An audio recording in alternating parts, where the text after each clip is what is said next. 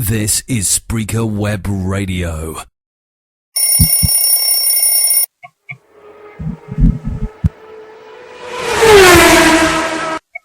What is going on, everybody?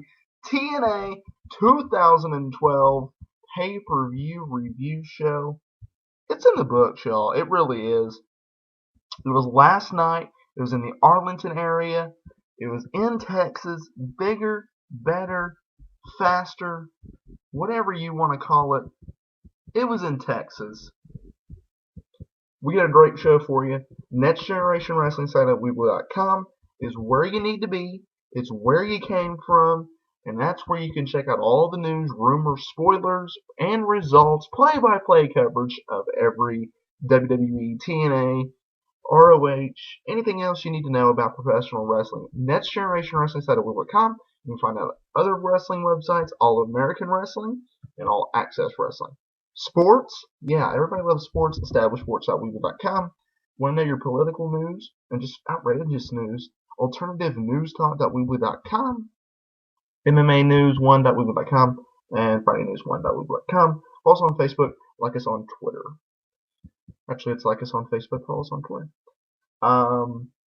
So anyway, let's get into it. TNA 2012 pay-per-view review show for Slammiversary. Starts with Hulk Hogan comes out there and basically says, you know what, this is a big deal. I'm the GM. I can do what I want. So we're going to make the first match Samoa Joe versus Austin Aries. Alright, cool. And then he goes, well, let's make it a little bit more interesting. It's going to be for the X Division title. Woohoo! These guys tore down the house. The atmosphere was cool. The arena was cool. Everything was cool. I did not like Hulk Hogan come out there a little bit. Maybe I'm just a little too picky. Just because it's a pay-per-view and it kind of felt like an Impact just with a different atmosphere. But anyway, they got into it and they tore down the house. This is one of the better matches of the night.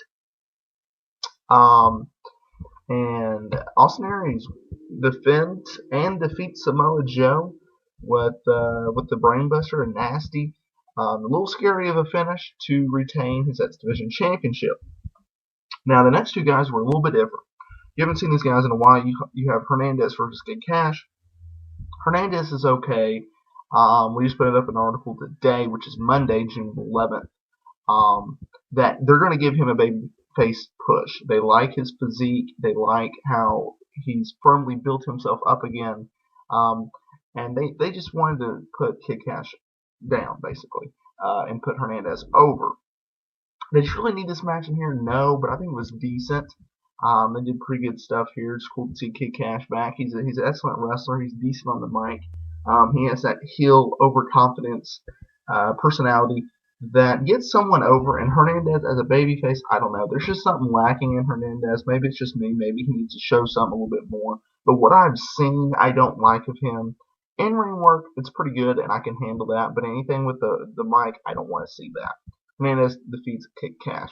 Devon and Garrett Bischoff defeat Robbie E and Robbie T, which is pretty much a comical match. Garrett Bischoff got beat down for most of the match. Devon got the hot tag and then defeated Robbie E and Robbie T. Nothing you really didn't want to see here. He didn't really miss anything. Number one contenders for the World Championship on Impact this Thursday. It's either going to be against Sting or Bobby Roode. We'll find out that later. And this was actually a pretty good match. They did a lot of high spots in this one, and the fact of not a lot of chain wrestling, a lot of high impact moves. I'm not saying they were flying around or anything, but I'm just saying high impact physical moves, which was pretty cool to see. Mr. Anderson defeats Rob Van Dam and Jeff Hardy in a triple threat match, and he will face either Sting or Bobby Roode this Thursday. Crimson comes out there and says, no one can beat me in my open challenge match, so come on down. And all of a sudden, James Storm's music hits. He pins Crimson to end the streak. What I don't like about this is they built up Bobby Roode and James Storm, and they put on a hell of a matches, and it's a pretty good storyline. Then you have James Storm pretty much, I don't know if I want to come back because of Bobby Roode. Come back, bound for glory, boom, win the belt. There you go. He has some nagging injuries. That's why he took off. You come back and defeat Crimson, bam, you're already in a storyline with Crimson. You can't just automatically go to Bobby Roode.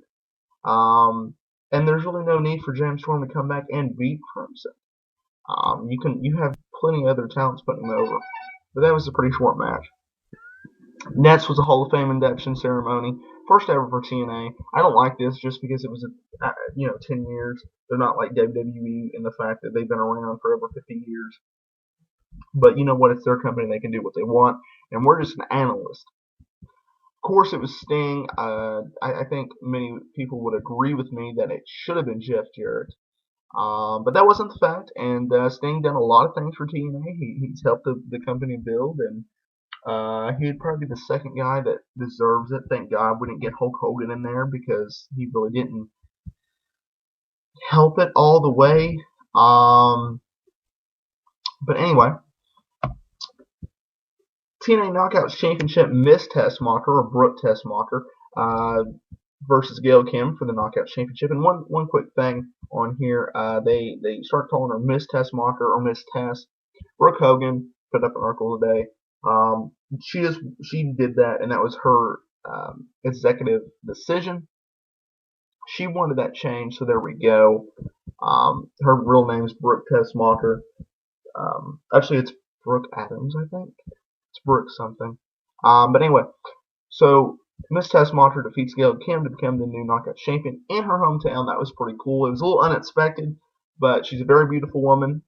She's pretty decent in the ring. She's decent on the mic. I think she can get better, and this is a future knockout for them. Joseph Parks defeats Bully Ray.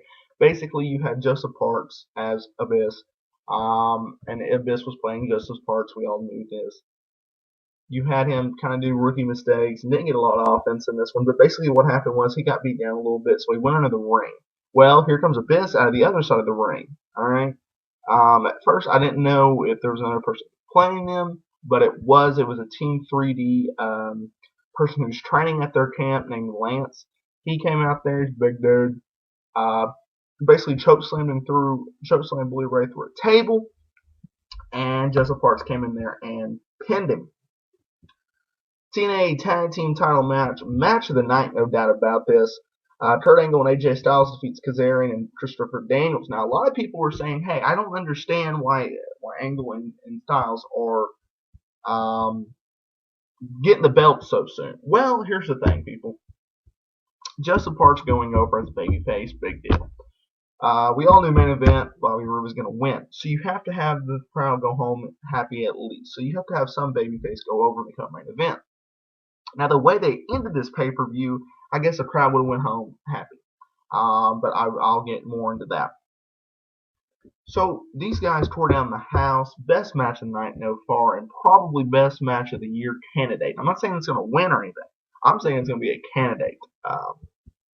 Hell of a match. Just tore down the house.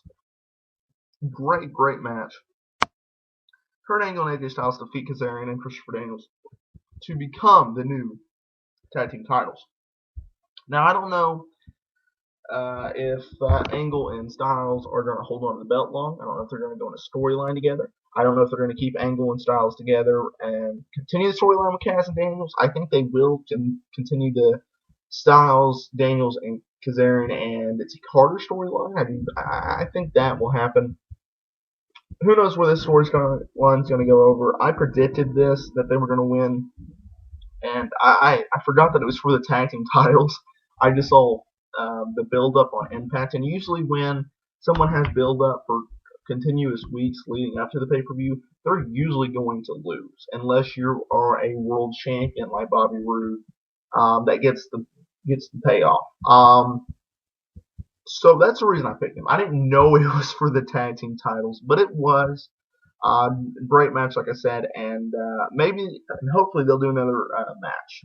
Maybe not an Impact, just because they don't give enough time, but definitely on pay-per-view. And I think we will see that. And for the main event, TNA champion Bobby Roode defending and defeating Sting, and this was kind of a letdown because this was a very good pay-per-view by TNA. Some people said it'll be decent, and some people are just out there to hate. They hate TNA pay-per-views, they hate WWE pay-per-views, but they'll watch and buy every single one of them. They're just out there. You got to give it up for TNA. You can always not hate on TNA. TNA can sometimes good products. They have good in-ring talent. The storylines will lack, and they have horrible finishes. We can all agree on that. We can all agree that they have weak finishes and stupid finishes.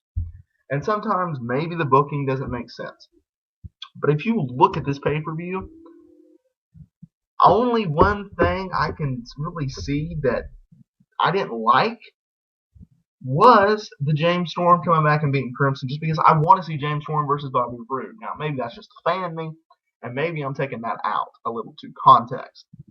But if you take that away, this was a very, very good pay-per-view by TNA. The main event lacked a little bit just because I don't know if it was because how slow it was, how Sting worked. It's just whenever you have Bobby Roode and Sting, and I'm not talking about a Impact main event or an Impact match. I'm talking about a pay-per-view quality main event match. You should get your money's worth because basically that's why you're buying the pay-per-view. You really didn't get that out of this pay-per-view, and you don't get that. You usually get that in wrestling pay-per-views. That's supposed to be your top draw. That's supposed to be your top storyline. And if you really think about it, the Sting versus Bobby Roode storyline, that's not your top storyline in TNA. Your top storyline in TNA is Dixie Carter, AJ Styles, Kazarian, and Christopher Daniels. So you have to take that a little bit back. Now, I'm not saying the tag team title match should be a main event. I'm not saying that. The world title should be main event every time. But it just something lacked, and I think a lot of people agree with me on that. If you don't, I'm sorry, and stuff. So it is what it is, and so yeah, that's what's going on. So Bobby Roode retains.